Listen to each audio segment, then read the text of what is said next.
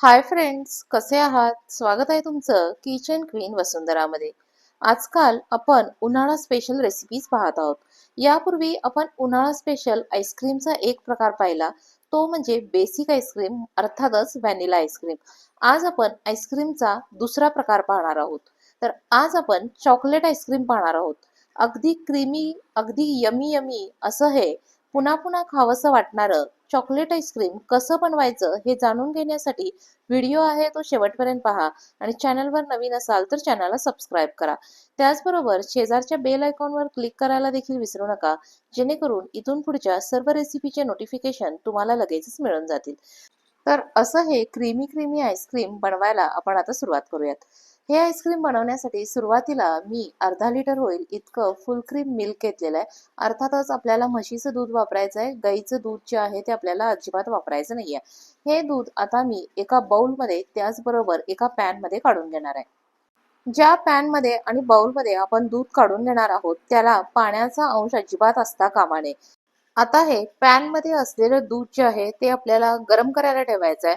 गरम करताना आपल्याला गॅसची फ्लेम मंद ठेवायची आहे आणि यामध्ये आपल्याला साखर ऍड करायची आहे. 8 टेबलस्पून होईल इतकी साखर आपण याच्यामध्ये ऍड करणार आहोत. साखर वापरताना आपल्याला पिठी साखर वगैरे वापरायची नाही आहे.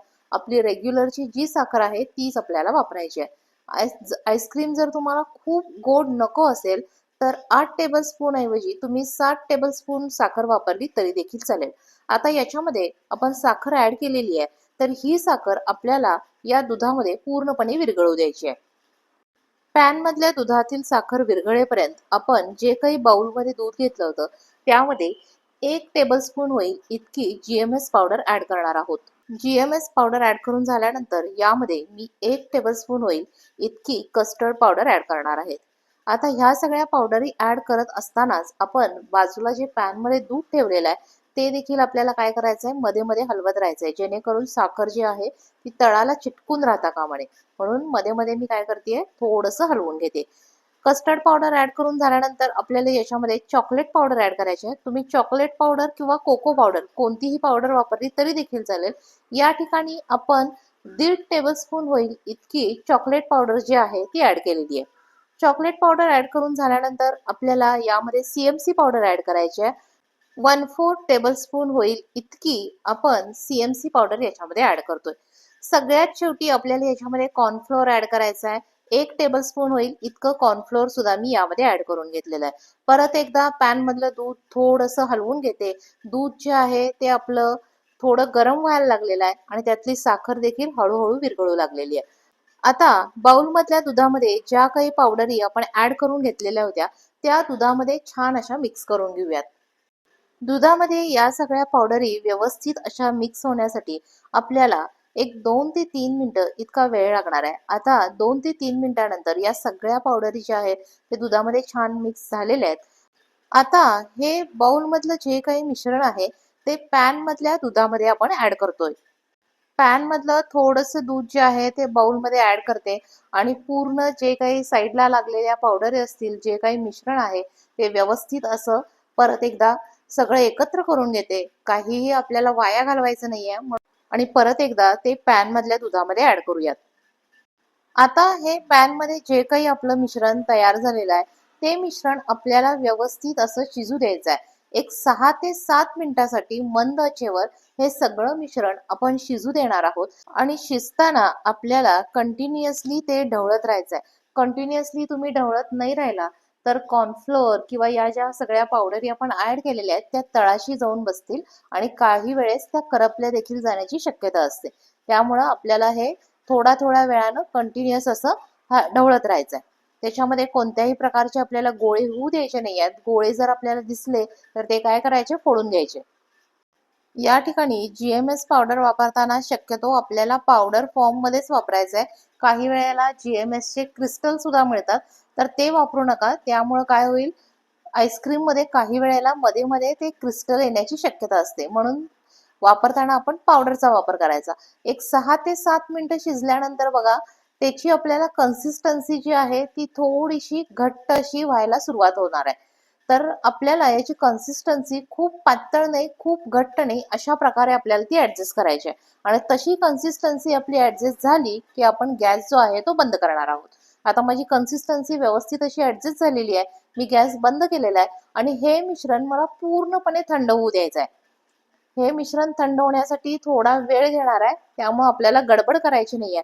हे जे मिश्रण आहे ते गरम असताना जर तुम्ही कंटेनरमध्ये ओतलं तर ते काय घेईल, वाफ धरेल आणि त्या वाफेचं पुन्हा पाणी होऊन बर्फ तयार होतो. म्हणून आपल्याला पूर्णपणे थंड झाल्यावरच ते मिश्रण जे आहे ते कंटेनरमध्ये ओतायचं आहे. आता या ठिकाणी एक मी प्लास्टिक कंटेनर घेतलेला आहे, तर त्याच्यामध्ये हे पूर्णपणे गार झालेलं मिश्रण ओतायचं आहे.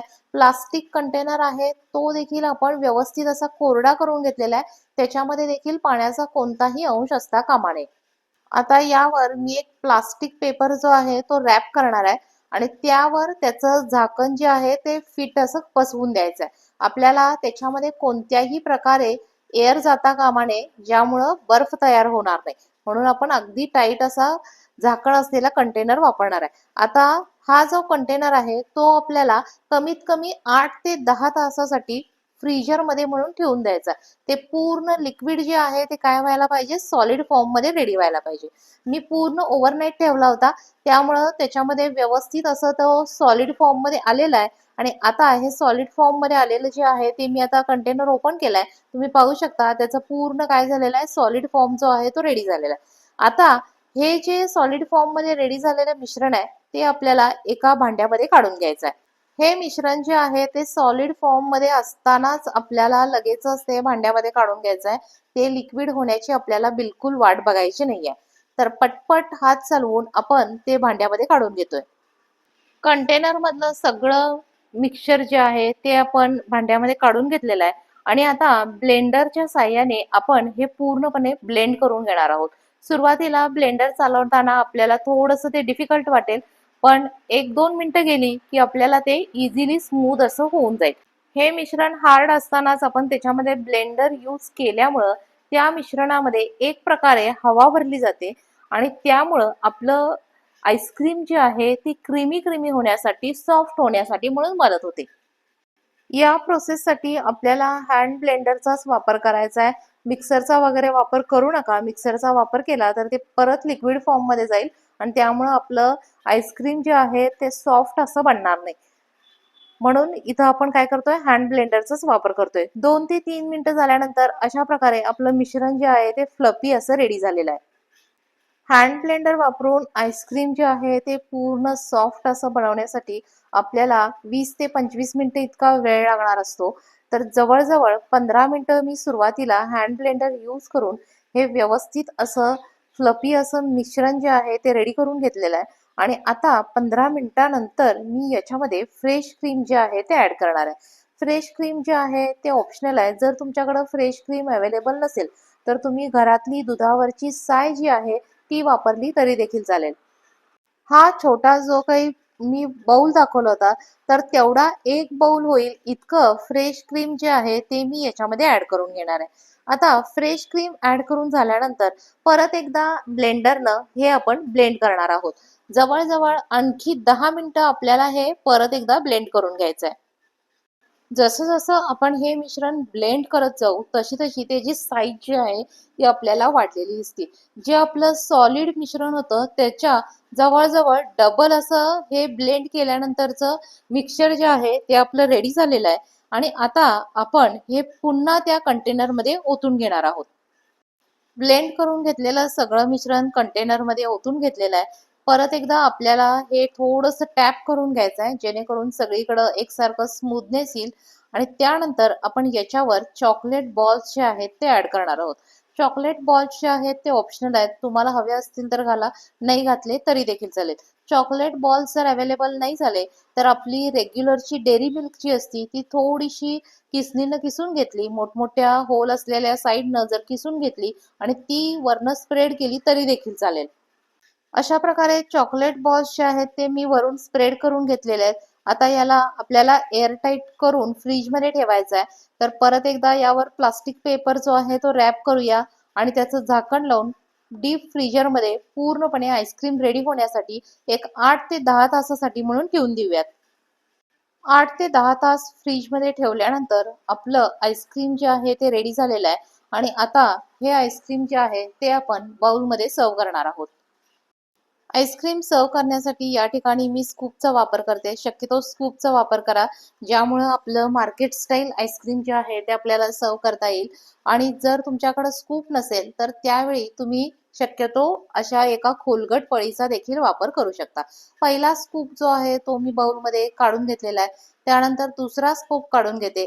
अशाच प्रकारे तिसरा देखील स्कूप जो आहे तो मी बाउलमध्ये काढून घेतलेला आहे.